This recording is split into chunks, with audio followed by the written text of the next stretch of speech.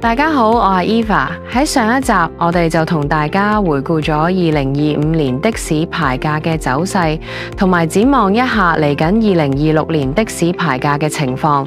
如果未睇上一集嘅朋友，可以去我哋嘅頻道重溫返先。至於今集就主要同大家睇一睇上年2025年的士過戶數量嘅統計數字。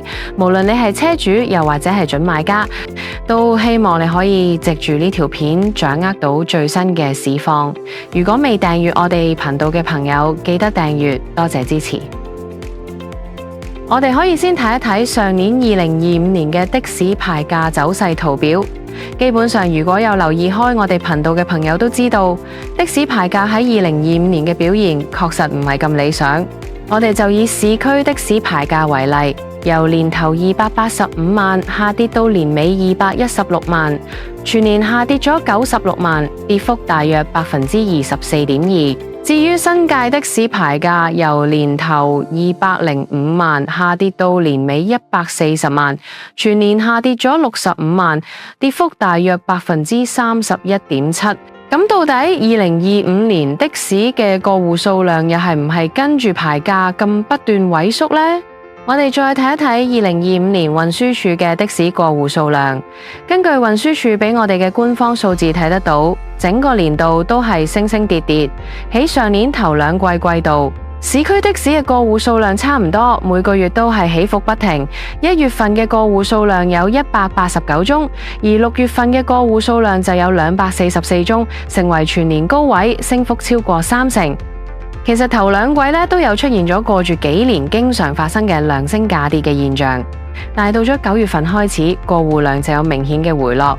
就以市區的士為例，12月份嘅過戶數量就只有140宗，比起8月份嘅220宗，跌幅超過36.4%，反映第四季嘅的士買賣活躍程度正喺度下降緊，出現咗量跌價跌嘅情況。咁如果我哋嘗試睇返過往11年嘅的士牌價走勢，同過往10年嘅的士過戶數量嘅比較，又會係有啲咩現象？我哋先睇一睇過往11年的士牌價走勢圖。喺呢個圖表我哋可以睇得到，現時嘅的士牌價正處於11年嘅低位。的士牌價由2015年年中開始就不斷下跌。的士牌價受到多方面嘅影響，例如白牌車嘅競爭、2019年社會運動、2020年至2023年疫情嘅影響、美國加息、高昂保費嘅壓力等等。咁所以牌價下行壓力至今都仍然存在。我哋就以市區的士為例，由2015年年中最高峰723萬，下跌至2025年年中199萬，下跌咗524萬，下跌超過72.5%。咁到底的士過戶數量喺呢10年期間又出現咗咩情況？根據運輸署俾我哋嘅官方數字睇得到，近10年的士過戶數量最高峰時期喺2017年嘅時候，以市區的士為例，當年全年錄得2365宗過戶。但係近年嘅的士過戶數量趨勢都有所回落，喺啱啱過去咗嘅2025年，市區的士全年嘅過戶數量就只有2115宗。喺近呢8年間，無論的士牌價同過戶數量都有所下跌。從趨勢上嚟睇，的士買賣市場嘅活躍程度確實有所萎縮。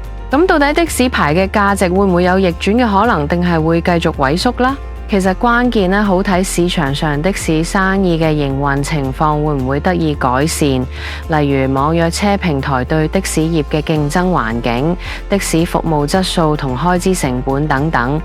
咁當然都好睇香港嘅整體經濟環境會唔會有所好轉啦？呢個就要睇中央政府嘅未來經濟政策點樣幫到香港同大灣區融合期間取得平衡。我哋不妨繼續密切留意市場發展。唔知你對的士牌嘅前景又有啲咩睇法？歡迎留言。如果想了解更加多最新嘅的士牌資訊，歡迎下載我哋嘅 App HKTEX 一站式的士買賣租賃平台，密切留意我哋香港的士交易所。我哋下集見。